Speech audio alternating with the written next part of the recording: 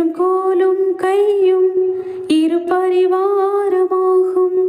உம்மாலன்றி இது யாரால் கூடும்? ஆகாயத்து பட்சிகளை போஷிப்பீரென்றால் என்னையும் போஷிப்பது நிச்சயமே.